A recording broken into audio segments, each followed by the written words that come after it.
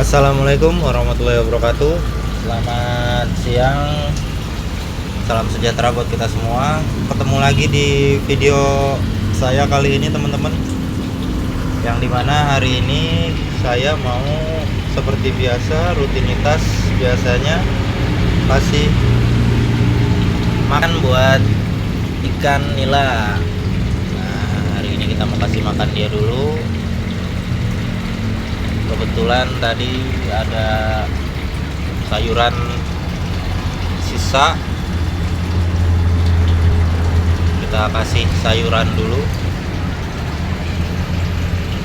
Nah, hari ini kita kasih sayuran, kita lihat apakah nanti setelah kita kasih bakal dihabiskan atau masih utuh, atau memang dia suka sama sayuran yang model seperti ini. Ini saya kasih sawi.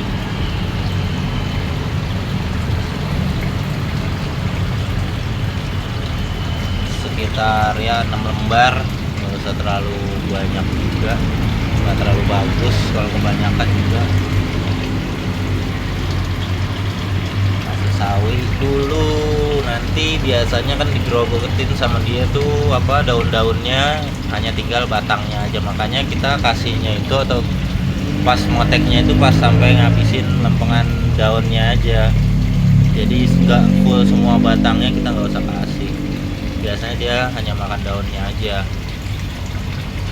kayak gitu. Nanti lama kelamaan digerogotin dan habis.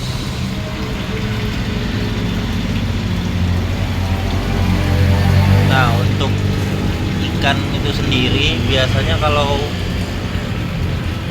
makanan alternatif kayak gini itu daun, saya kasihnya daun itu singkong, kalau enggak daun paya. Nah, ini saya lagi coba pakai daun sawi.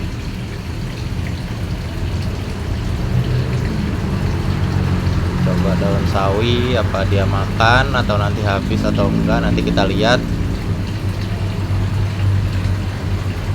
Untuk pakan alternatif itu sebenarnya nggak harus, tapi kalau ada atau misalkan kalau teman-teman sempet ya bisa diselingin, itu lebih bagus karena penyuplai vitamin juga buat si ikannya, biar pertumbuhannya juga lebih maksimal. Dari pertumbuhannya, terus dari kesehatannya juga jadi lebih baik, pencernaannya juga lebih bagus. Ya lumayan ngebantu buat pertumbuhan si ikannya, kesehatannya juga terbantu kalau ada dan kalau sempet. Kalau enggak pun ya nggak apa-apa, nggak usah dipaksakan. Punyanya hanya pelet, ya pelet aja, yang penting peletnya memenuhi apa itu namanya, kadar yang diperlukan si ikannya. Misalkan proteinnya itu si ikannya harus di 30% minimal atau di 31%, ya dari aja protein yang di 31% udah cukup. Tinggal disesuaikan saja sama gimana teman-temannya aja. Nah, itu udah mulai digigitin sama dia. Nah, itu berarti itu udah mulai pada grepes pinggirannya. Ini juga udah mulai habis pinggirannya. Ya menandakan si ikannya bisa dibilang minat atau suka.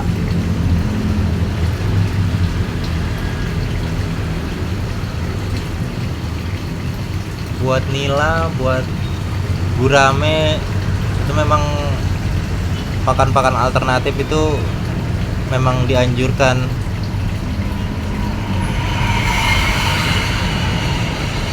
karena untuk mendongkrak pertumbuhannya biar lebih maksimal. Nah, seperti itu. Udah mulai habis yang sebelah sana, itu udah habis bawahnya grepes. Nah, yang ini juga udah mulai digigitin, sudah mulai habis. Nanti tinggal kita lihat dari 6 lembar ini apakah semuanya habis atau ada sisa. Ini jumlah ikannya itu sekitar 150-an ekor. Lumayan cukup padat, lumayan cukup ramai. Jadi ya harus pinter-pinter di menjaga kualitas airnya, harus pinter-pinter di pemberian pakannya. Ya saya juga masih pemula, saya masih belajar, masih sering sharing atau tanya-tanya sama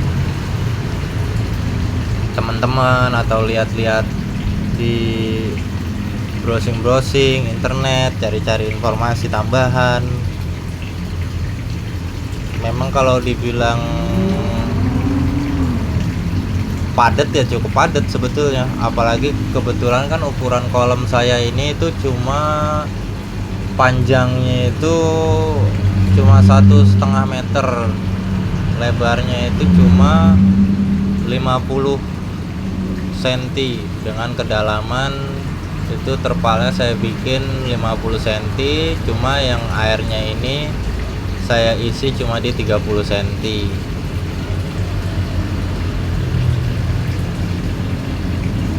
Nah makanya kalau dibilang padat ya memang cukup padat ini. Cuma ya di situ saya juga mau mencoba dengan ukuran segini, dengan diberikan bibit jumlah yang cukup banyak 150 ekor, bagaimana pertumbuhannya, terus sampai kira-kira sampai layak konsumsi atau panennya itu sampai berapa lama dari pas saya tebar bibit itu berapa lama prosesnya. Nah mau lihat juga. Nah dari situ juga kan kita nggak boleh nggak boleh langsung seperti terlalu bersemangat bikin kolam yang besar terus diisi ikan yang banyak.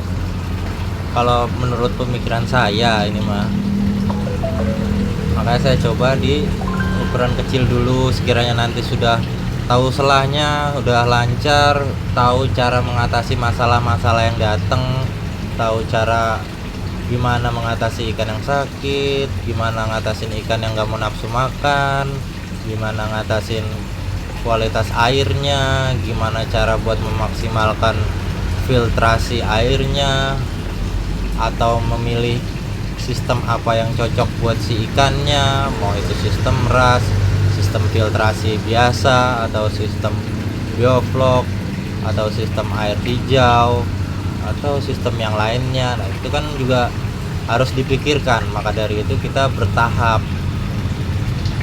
Saya coba buat bertahap, belajar dari yang kecil dulu.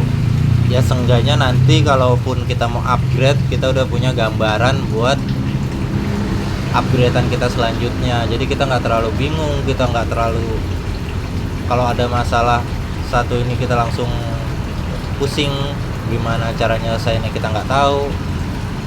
Sedangkan ikan itu kan selalu di air, hidupnya di air dia setiap harinya, jadi makannya di air, hidup setiap harinya di air. Nah kalau dari kualitas airnya udah kurang bagus, atau misalkan kita nggak tahu cara buat memperbaiki kualitas airnya, ya lumayan pusing juga. Makanya belajar bertahap sedikit-sedikit. Saya mulai dari yang paling kecil dulu aja. Ya mudah-mudahan di sini bisa sampai panen. Buat angka kematian ini itu pas di awal aja, pas saya ini itu 1,5 bulan yang lalu kan. Nah itu pas saya tebar bibit awal memang ada kematian ya.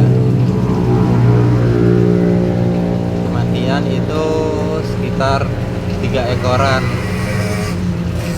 Kematian 3 ekor. Besoknya masih 3 ekor.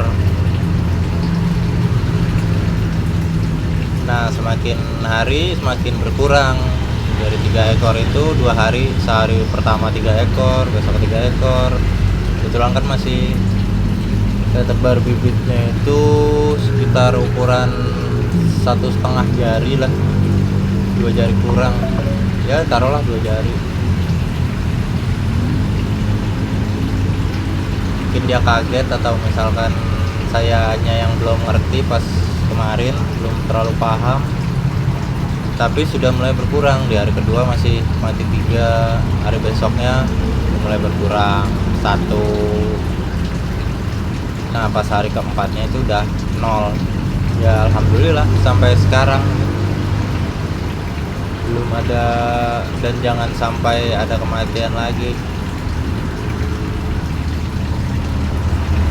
Nah ini tuh dilihat udah mulai habis grepes, digerogotin sama si ikannya, sama daun yang lain juga. Nah ini udah mulai hilang atasnya, yang bawah juga udah mulai grepes semua. Nah jadi kayak gitu, tinggal kita tunggu aja.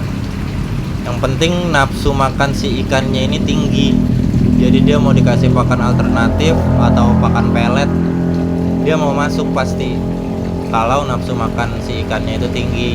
Nah yang jadi masalah kalau nafsu makan si ikannya itu nggak ada, atau misalkan si ikannya itu males makan.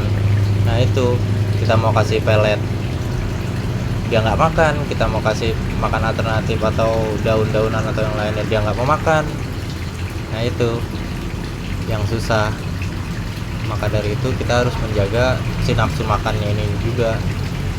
Pasti ada yang salah kalau si ikannya ini udah nggak nafsu makan, mau itu dari kualitas airnya, atau dari filtrasinya, atau dari kadar oksigennya, atau dari pH airnya, atau dari si airnya ini mungkin udah kurang bagus kualitas airnya. Nah itu banyak pengaruhnya kalau ikan nggak mau makan. Itu yang lebih susah ditebak. Kita harus runtunin dulu satu persatu, dan kita cari tahu dulu kira-kira di mana letak si ikan yang nggak mau makan ini, sumber masalahnya itu di mana. Nah, kayak gitu. Oke teman-teman, ini ikannya udah dikasih makan pakai pakan alternatif berupa daun sawi. Nah besok saya update lagi perkembangan ikannya. Mungkin segitu aja buat hari ini. Makan ikannya pakai daun sawi udah selesai. Terima kasih udah berkunjung ke video saya, ke channel saya. Kurang lebihnya saya mohon maaf. Wassalamualaikum warahmatullahi wabarakatuh. Selamat siang, salam sejahtera buat kita semua.